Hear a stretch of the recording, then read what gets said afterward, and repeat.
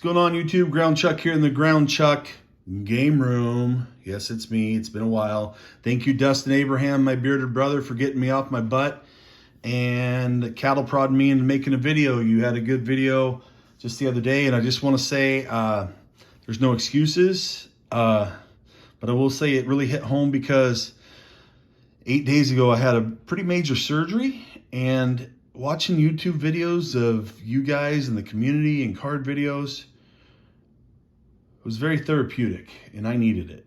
And so I knew once I could get to doing a video, I would start doing some again. And so that was just the last final straw by Dustin, thank you, to get going on it.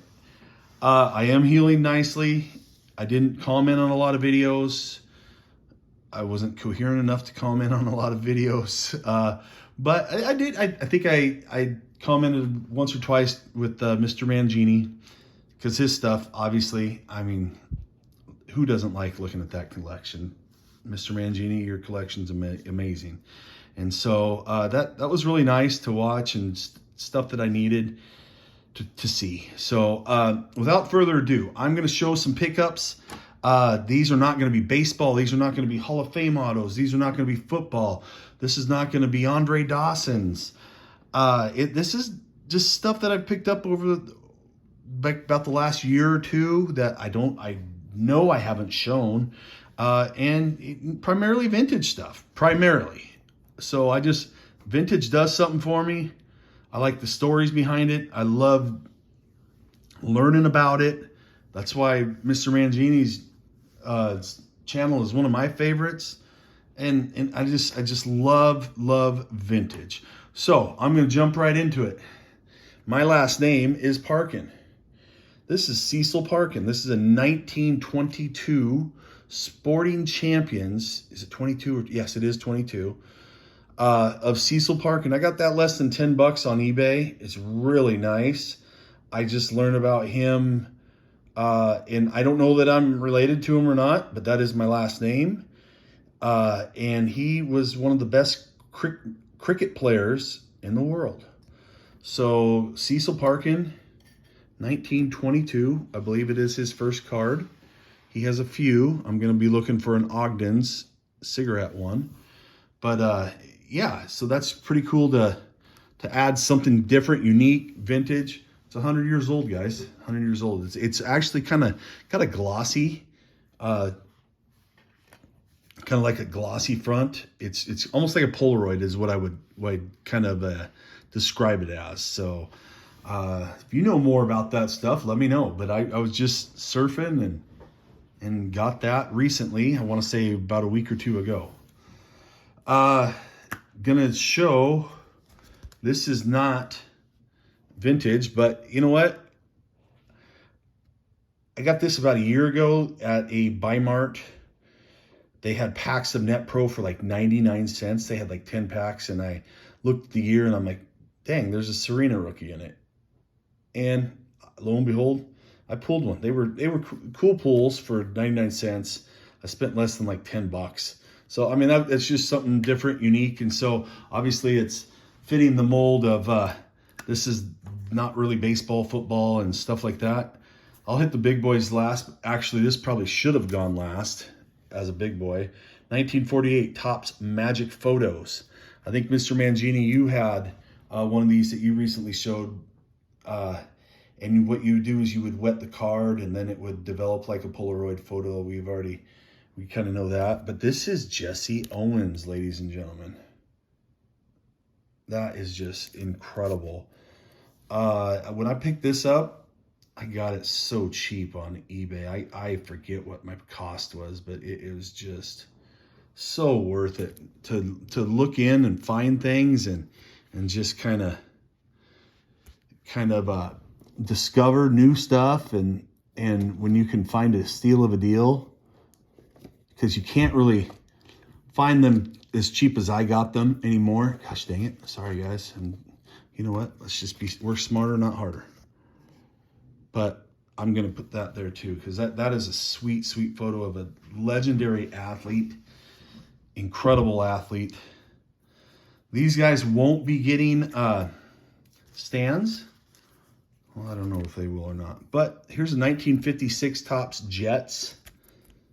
This is a Cessna CH1. This was a set. I mean, and they're so cool, you guys. Just so cool. There's so much unique stuff out there. All these airplane and jet cards and stuff that I got for less than $1 a piece at a kind of like an antique show. What do we got here? 54 Topps Scoop. The Hindenburg burns. I mean, we know about the history of that. These things are just awesome. Decent condition, but when I'm picking up vintage like this for less than $1 a piece or $1 or something, it's a no-brainer. 1952 Carnation Cornflakes.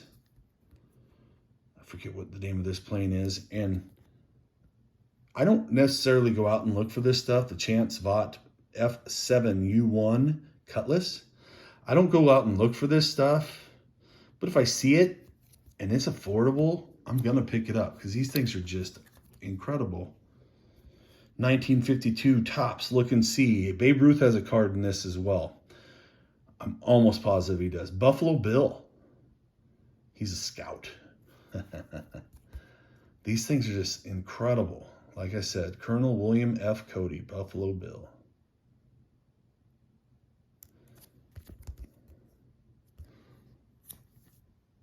Here's a 51 Bowman Jets and Rockets Spaceman. Sweet little plane card again. The Avro 707. If you guys have any of these or have any need or desire or need any of these, shoot me a message. We can always work out a deal or something like that. Here's another 51 Bowman Jets and Rockets if somebody's doing this set. I just appreciate vintage cardboard.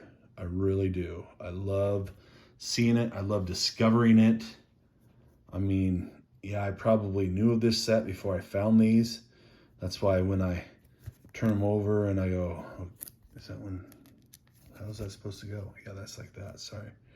Then when I turn them over and I see, oh gosh, I know that's Bowman. And then you do your little digging and research.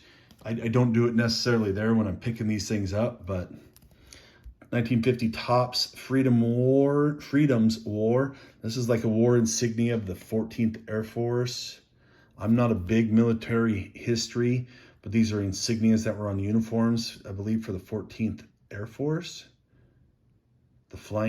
This outfit was formed around the famous Flying Tigers. Wow, that's really cool.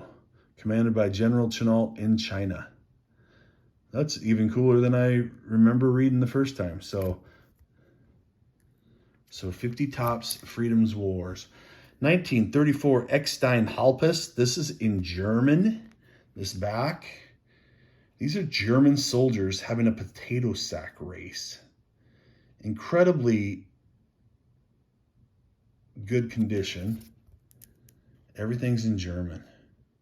They're having a potato sack race, the soldiers. The pictures from 1914, 1918.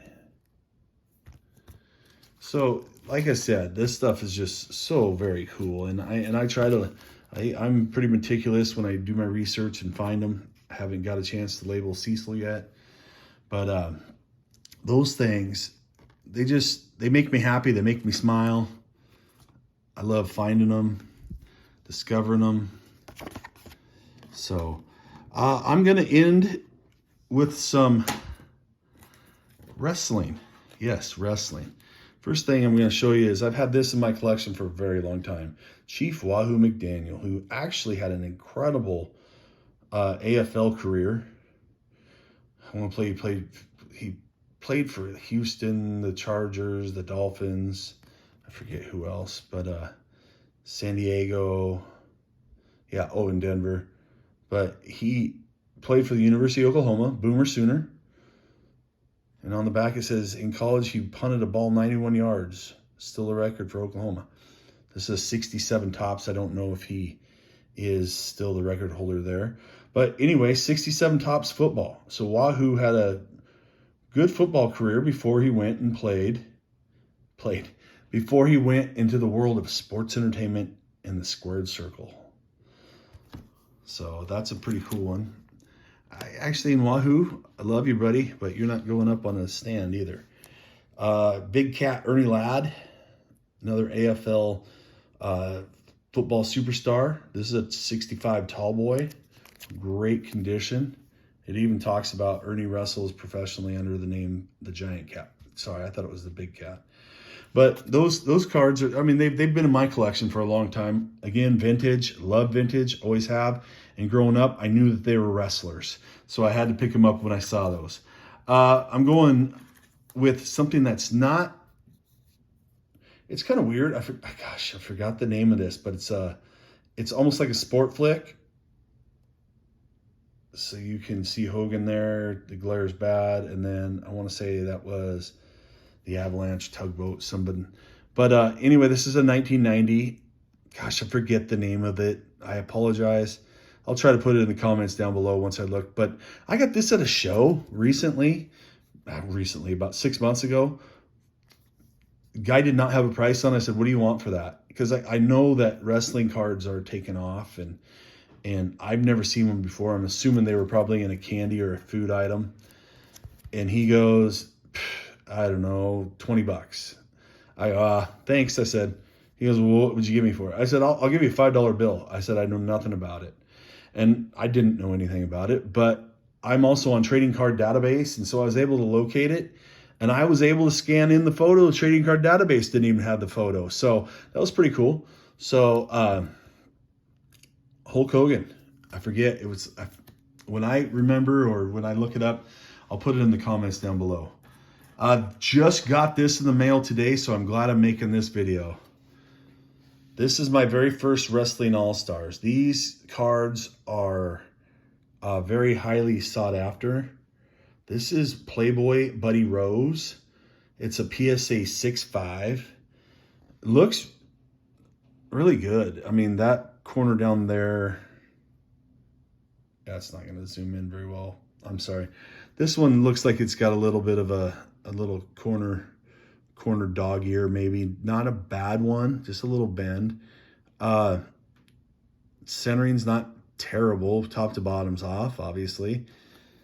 But the back, there's not really any chipping that I can see. But Playboy Buddy Rose. So a little story. I grew up down Vancouver, Washington. So Portland Wrestling was right across the bridge in Oregon. And he was, I remember vividly staying up late every Saturday night to watch Portland Wrestling and Buddy Rose. And then a little trivia, he was the masked wrestler in the very first WrestleMania match versus, I believe, Tito Santana. He was the executioner. It was Playboy Buddy Rose. So I just love the Playboy.